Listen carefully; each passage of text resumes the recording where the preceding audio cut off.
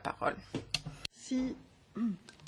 Merci beaucoup. Merci, Madame la rapporteure, pour l'exposé que vous venez de faire. Je partage avec vous le fait que si on a une diminution du taux de chômage aujourd'hui, on peut s'en réjouir.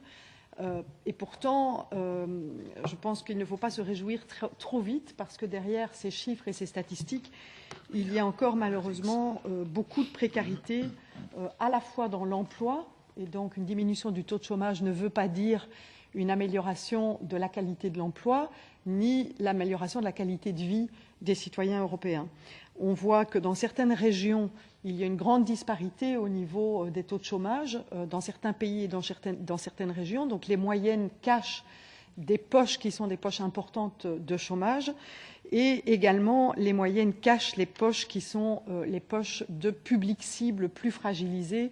Vous l'avez dit, les publics des jeunes, mais aussi les publics des femmes aujourd'hui où le taux d'emploi des femmes est encore largement insuffisant dans l'ensemble de l'Europe. Et si on prend dans les différentes régions, dans les différents pays, on voit là aussi des grandes disparités en matière d'emploi. Donc je reprendrai quelques priorités pour le groupe socialiste et démocrate pour avancer sur cette question d'une Europe sociale. Vous l'avez dit, le premier point, bien entendu, doit rester un point prioritaire qui est l'éducation, la formation continue que nous devons absolument promouvoir, et particulièrement pour nos jeunes. Des jeunes qui ont des diplômes aujourd'hui ont des difficultés à trouver de l'emploi, mais les jeunes qui n'ont pas de diplôme ont encore plus de difficultés à trouver de l'emploi. Et donc il est important qu'on puisse travailler sur l'accès à l'éducation pour tous les jeunes. Éducation formelle, bien sûr, qui est une éducation diplômante, mais aussi l'éducation informelle, qui peut aussi être valorisée dans le cadre de la recherche d'emploi. La deuxième priorité est, et vous l'avez dit, et ça concerne toujours les jeunes, ce n'est pas le maintien des dispositifs de garantie jeunesse et d'initiative à l'emploi pour les jeunes, mais l'augmentation de ces dispositifs.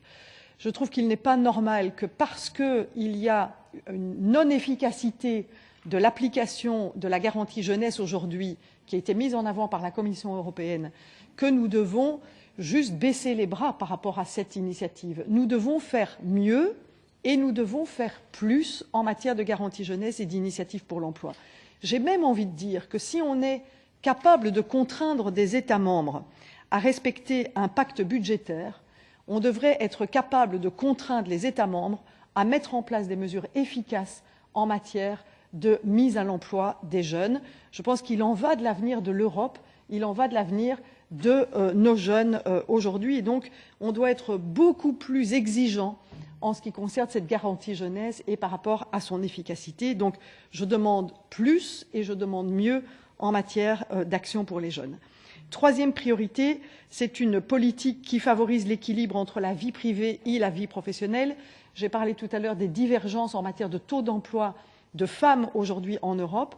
C'est souvent lié à l'incapacité qu'elles ont de concilier leur vie privée et leur vie professionnelle.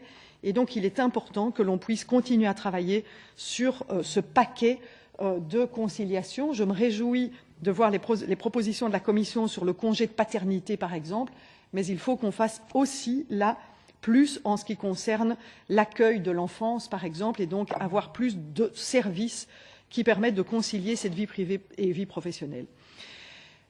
La priorité suivante, c'est le renforcement de la négociation collective. Alors pour certains, les syndicats sont perçus comme étant des empêcheurs de tourner en rond parce qu'ils protègent les travailleurs. On voit que le modèle européen est un modèle qui est axé sur l'équilibre des forces qui sont les forces patronales et les forces syndicales. Se priver de la négociation collective reviendrait à se priver d'outils qui sont d'outils d'équilibre par rapport à ces forces. Et donc, il faut impérativement que l'Union renoue avec le dialogue avec les syndicats et les partenaires sociaux, renforce les négociations collectives pour faire en sorte que nous puissions avoir des conditions de travail pour les travailleurs plus adaptées et mieux respectueux de leur situation. Et donc, les négociations collectives sont bien entendu d'une importance cruciale.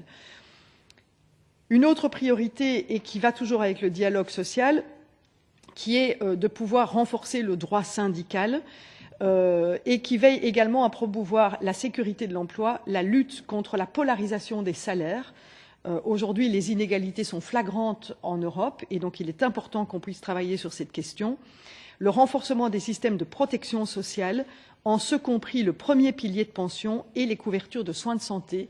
Là aussi, dans le cadre du semestre européen, on se rend compte que les recommandations qui ont été formulées pays par pays par la Commission européenne sont des recommandations qui favorisent la privatisation de ces piliers, c'est-à-dire renforcer le deuxième et le troisième pilier de pension et diminuer le premier qui est finalement le pilier de pension le plus solidaire, le plus juste, le plus équitable vis-à-vis des travailleurs. Et là aussi, je reviens sur la question de l'équilibre entre femmes et hommes. Le taux de pauvreté, l'écart de pension entre les femmes et les hommes dépasse les 40% aujourd'hui en Europe. Et si on ne renforce pas le premier pilier de pension et qu'on renforce le deuxième et le troisième pilier de pension, eh bien cet écart sera encore plus important parce que les femmes travaillent aujourd'hui en Europe dans les secteurs pauvres qui ne peuvent pas se payer des piliers de pension privés.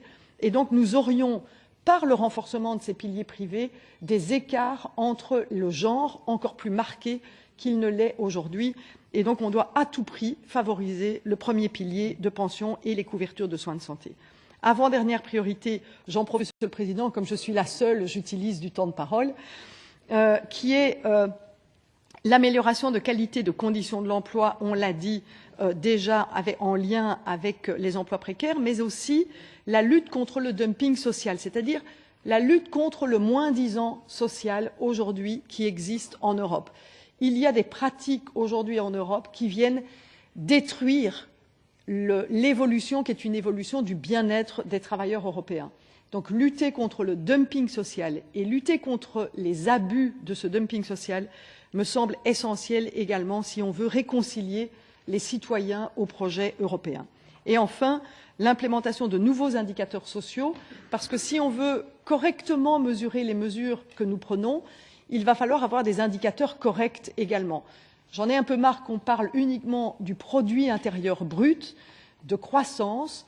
Je pense qu'il est temps d'avoir des indicateurs sociaux correctement mesurés, mesurables et qui puissent avoir autant de valeur que des indicateurs purement économiques. Merci.